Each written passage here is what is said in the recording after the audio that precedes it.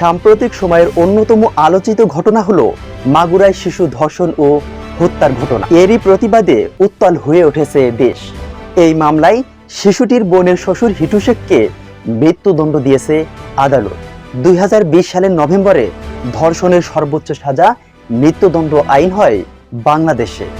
নোয়াখালী সুবর্ণচরে গৃহবধূকে সংঘবদ্ধ ধর্ষণের অপরাধে 10 জনের ফাঁসির দণ্ড হয়। ময়মনসিংহের সদরে 7 বছরের এক শিশুকে ধর্ষণের পর হত্যার অপরাধে একজনকে ফাঁসির আদেশ দেন আদালত। রাজধানীর বনশ্রীতে 7 বছরের এক শিশুকে ধর্ষণের অপরাধে গৃহশিক্ষককে মৃত্যুদণ্ড দেওয়া হয়। শুধু বাংলাদেশে নয়, সৌদি আরবে ধর্ষণের অপরাধে দৌড়ামারা থেকে মৃত্যুদণ্ড পর্যন্ত। ইরানে ধর্ষণের সর্বোচ্চ সাজা জনসম্মুখে ফাঁসি কিংবা গুলি করে হত্যা। তবে বিভিন্ন অঙ্গরাজ্যের বিভিন্ন শাস্তির বিধান আছে। মাগুরার ঘটনা নিশ্চিতভাবে দ্রুত বিচার এবং অপরাধের সাজা হিসেবে দৃষ্টান্ত হয়ে থাকবে।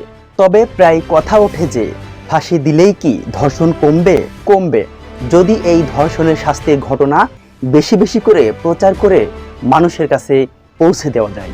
রাষ্ট্রের দায়িত্ব আইনের প্রয়োগ নিশ্চিত করা, আর আমাদের দায়িত্ব প্রচারের মাধ্যমে মানুষের কাছে এই কঠোর আইন সম্পর্কে পৌঁছে দেওয়া।